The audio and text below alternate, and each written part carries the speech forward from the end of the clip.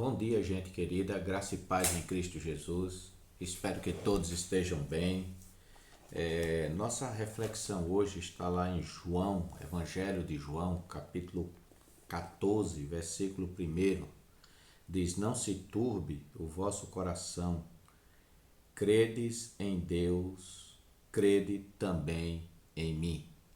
Outras versões diz: Não estejam aflitos, não esteja aflito o vosso coração. Outra diz, não que o vosso coração não esteja perturbado. O sentido é o mesmo, aí de não se turbe o vosso coração, certo? Esse era um momento em que Jesus estava ali na ceia, o momento da ceia com seus discípulos. Nos evangelhos sinóticos,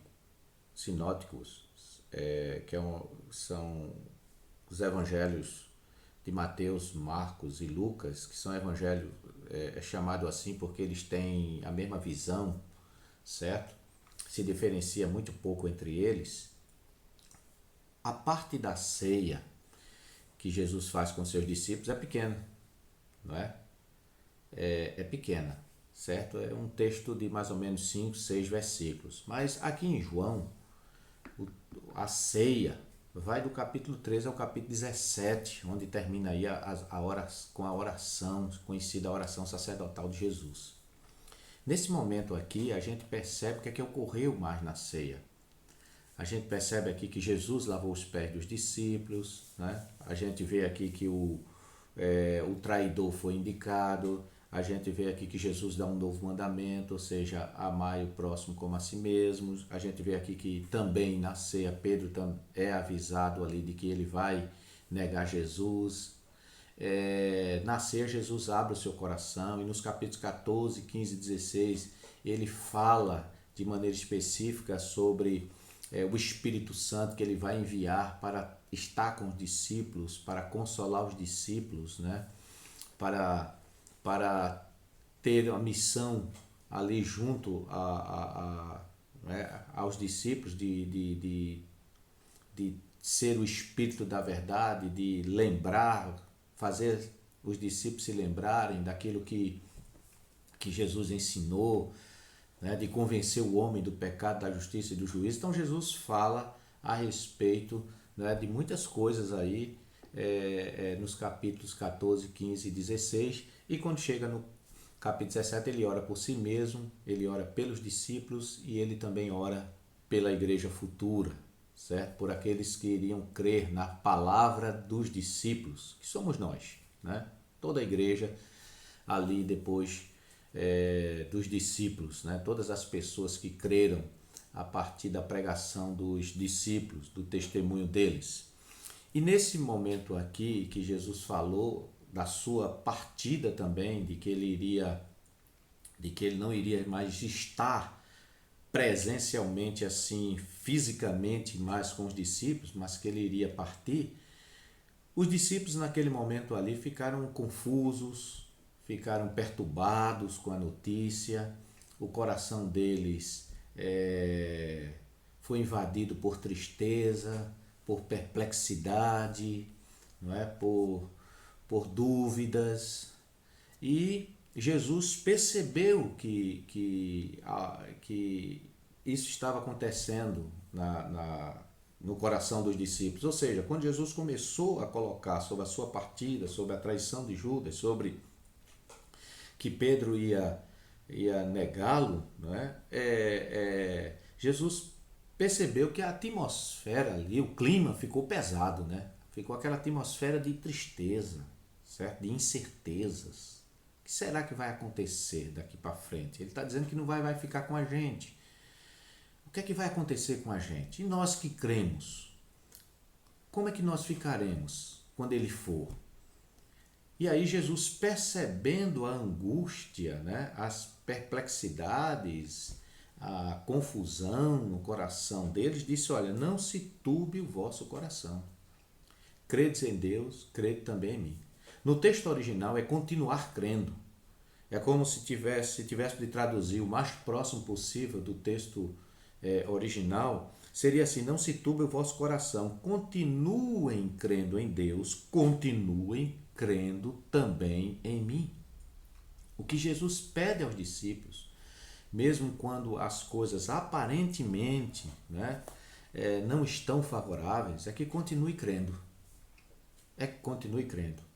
Mesmo que naquele momento eles não entendam tudo o que está acontecendo, mesmo que o coração dele vá se encher de tristeza, porque Jesus iria ser aprisionado, iria sofrer, iria ser crucificado, mesmo que eles estivessem vendo tudo isso contrário, né, à sua fé, contrário a qualquer esperança, contrário a qualquer intervenção divina para livrar o Senhor daquela situação e eles próprios de estarem passando por tamanha angústia, que eles continuassem crendo.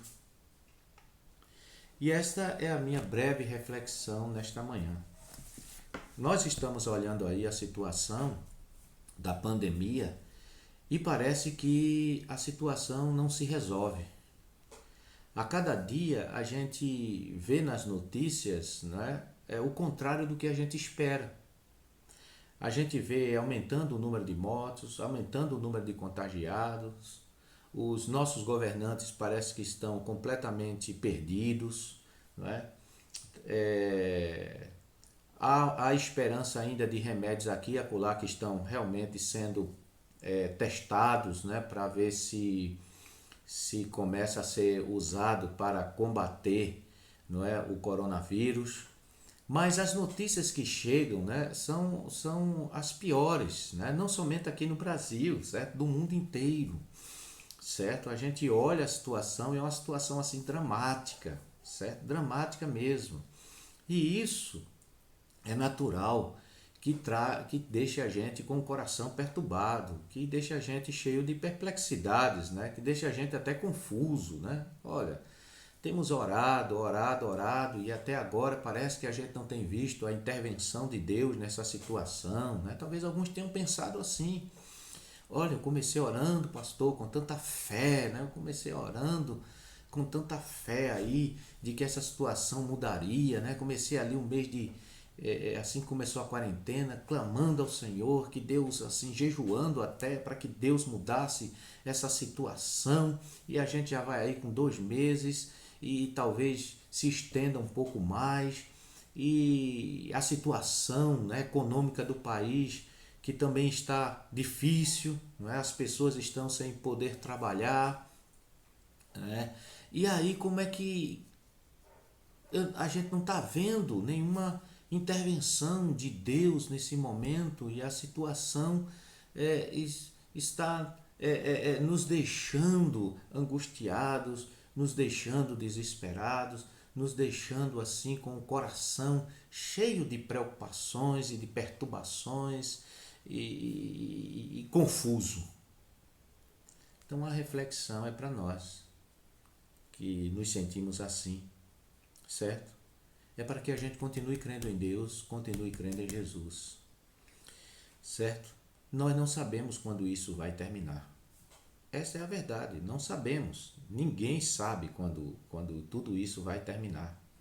A gente espera, sempre tem uma esperança de que termine o mais breve possível.